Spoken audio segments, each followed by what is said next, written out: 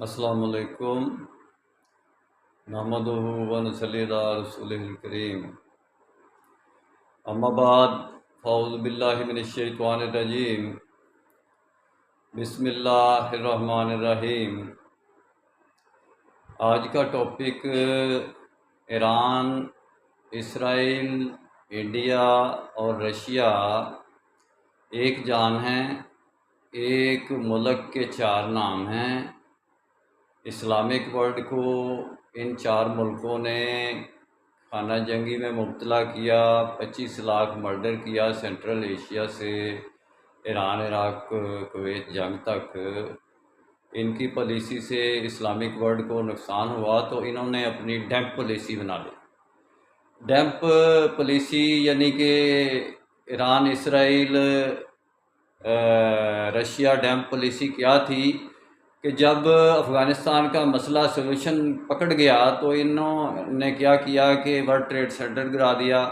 اور ڈیمپ ہو گئے۔ امریکہ کو بلا لیا، جیسے کہ ہماری امریکہ سے جنگ ہوتی ہے مسلمین کی، جیسے امریکہ تو ہماری ہیلپ کرتا رہا اس جنگ میں، وار اینڈ ٹیررزم کے خلاف،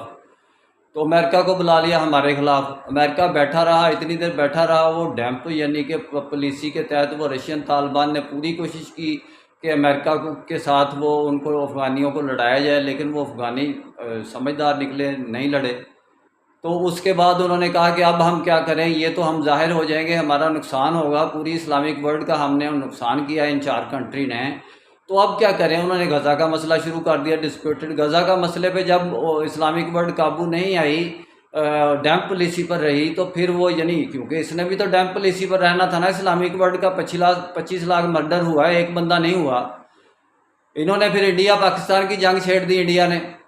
وہاں پاکستان پھر ڈیمپ پالیسی پہ آ گیا۔ انہوں نے کہا تم ڈیمپ کر سکتے ہو تو ہم بھی ڈیمپ کر سکتے ہیں، چلو کر لو، کیا کرنا ہے تم نے، کرو، دیکھو، دیکھتے ہیں آگے تم کیا کرتے ہو۔ وہ بھی یعنی کہ اس میں بھی لیڈرشپ رشین فیڈریشن کو دینا چاہتا تھا، یعنی یہاں کے جو حافظ نعیم الرحمان جماعت اسلامی کے، انہوں نے کہا جی ہماری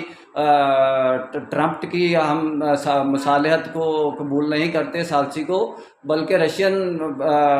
فیڈریشن آ کے ثالثی کرے، ولادیمیر پوٹن کرے تو ہم قبول کریں۔ یعنی کہ اسلام کی جنگ نہ ہوئی، بلکہ یہ رشین فیڈریشن کی لیڈرشپ کی جنگ ہوئی ساری کی ساری، پاکستان کی بھی اور ایران کی بھی۔ اب ایران کے بارے میں بھی وہ یہی کہہ رہے ہیں کہ ہم امریکہ کی ثالثی کو قبول نہیں کریں گے، رشین فیڈریشن کی